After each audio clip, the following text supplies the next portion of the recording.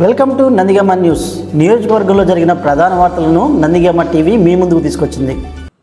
పెనుగొంచి ప్రోలు మామిడి తోటలో శనివారం రెండు వర్గాల మధ్య ఘర్షణ జరిగింది. వివాహ వేడుకకు వచ్చిన అనిగిళ్లపాడుకు చెందిన యువకులపై గుంటూరుకు చెందిన సుమారు 20 మంది వ్యక్తులు దాడికి పాల్పడ్డారు. ఈ ఘటనపై సమాచారం అందుకున్న పోలీసులు పరిస్థితిని చక్కబెట్టారు.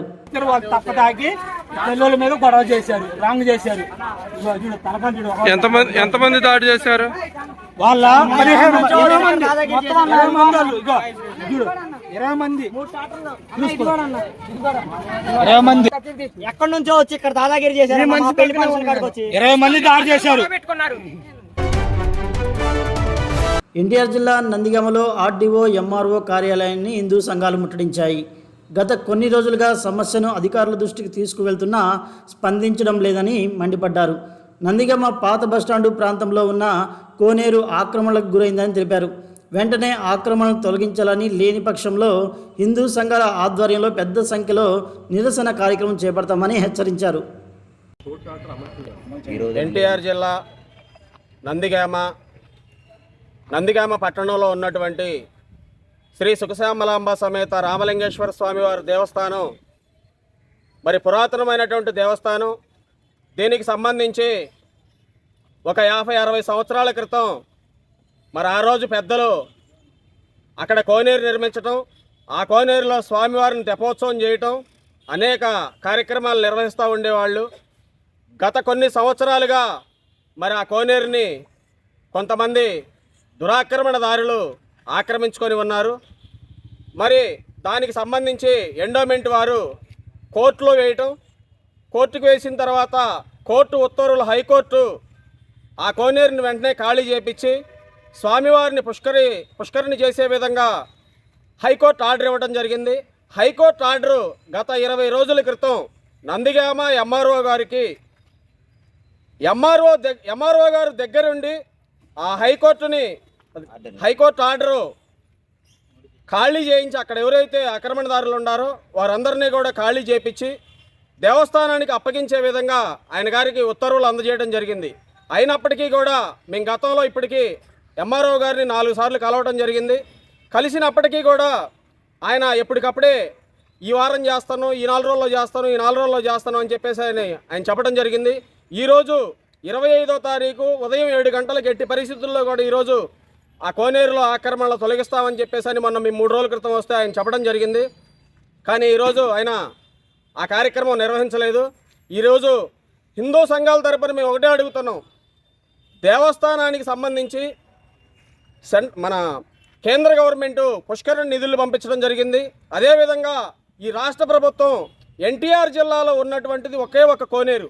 ఆ కోనేరుకు సంబంధించి చంద్రబాబు నాయుడు గారు నందిగామ పుష్కరిణి వెంటనే దాన్ని ఏర్పాటు చేయండి, ప్రజలకు వినియోగంలోకి తేండి, స్వామివారిని పుష్కరిణి చేయండి, పుష్కరిణి కట్టండి అని చెప్పేసి సాక్షాత్తు ఒక రాష్ట్ర ముఖ్యమంత్రి గారు ఆయన సందేశం ఇచ్చినప్పటికీ కూడా అధికారుల నిర్లక్ష్య వైఖరి మరి కనబడతా ఉంది. దీనిపై ఈరోజు ఇది ఆరంభం మాత్రమే. ఇది ఆరంభం. అధికారులు ఒకటే గుర్తుంచుకోవాలి. దీనిని స్పందించి వెంటనే ప్రజలందరికీ, హిందువులందరికీ దేవస్థానానికి అందుబాటులోకి మీరు తీసుకొచ్చినట్లయితే ఇది చాలా మంచి పరిణామం. లేదా ఇది ఆరంభం మాత్రమే.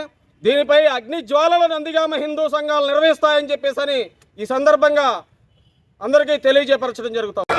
ఓం నమః శివాయ, ఓం నమః శివాయ, శివాయ నమః, ఓం నమః శివాయ, ఓం నమః శివాయ, ఓం నమః శివాయ, శివాయ నమః, ఓం నమః శివాయ, ఓం నమః శివాయ, ఓం నమః శివాయ, శివాయ నమః, ఓం నమః శివాయ, ఓం నమః శివాయ, ఓం నమః శివాయ, శివాయ నమః, ఓం నమః శివాయ, ఓం నమః శివాయ, ఓం నమః శివాయ, శివాయ నమః, ఓం నమః శివాయ, ఓం నమః శివాయ, ఓం నమః శివాయ, శివాయ నమః, ఓం నమః శివాయ, ఓం నమః శివాయ, ఓం నమః శివాయ, శివాయ నమః, ఓం నమః శివాయ, ఓం నమః శివాయ, ఓం నమః శివాయ, శివాయ నమః, ఓం నమః శివాయ, ఓం నమః శివాయ, ఓం నమః శివాయ, శివాయ నమః, ఓం నమః శివాయ, ఓం నమః శివాయ, ఓం నమః శివాయ, శివాయ నమః, ఓం నమః శివాయ, ఓం నమః శివాయ, ఓం నమః శివాయ, శివాయ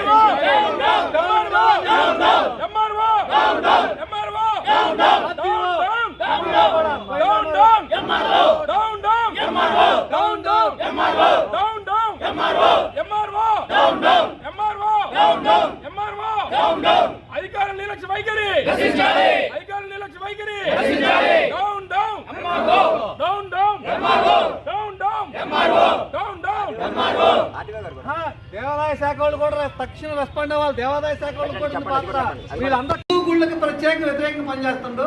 ఇతను తక్షణం ట్రాన్స్ఫర్ చేయాలండి ఇక్కడ. ఎందుకంటే ఇతని వల్ల మా హిందూ ఆస్తులు చాలా దెబ్బతినే పరిస్థితి వచ్చింది. మాట్లాడేటప్పుడు ఆగండి కాస్త. ఎంఆర్ఓ గారు పూర్తిగా వ్యతిరేకంగా పనిచేస్తుండ్రు. ఆర్డర్స్ వచ్చినా కూడా అక్కడికి వెళ్ళి పోల్చడానికి మేనమేషాలు ఎక్కేస్తుండ్రు. అది ఆయనకి వ్యతిరేకంగా ఏదో ప్రతిఫలం ఉండబట్టి ఆయన అవుతున్నాడు. ఎంఆర్ఓ గారు పూర్తిగా ఎంఆర్ఓ ఆఫీసు నందిగామ హిందూ దేవాలయాలకి వ్యతిరేకంగా పనిచేస్తుంది.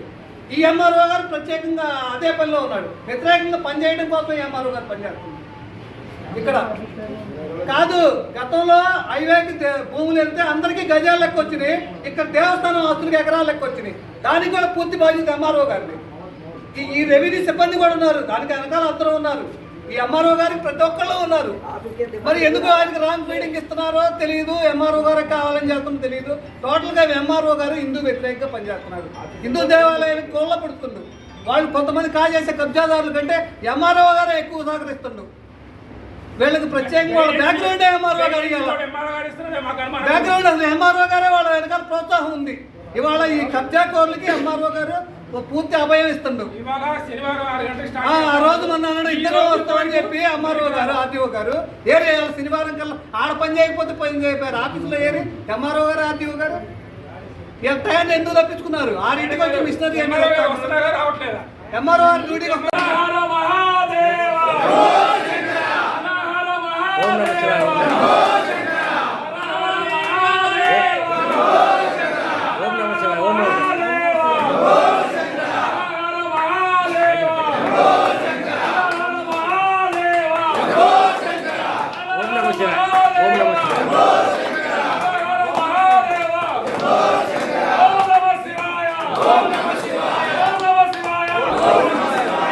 భజన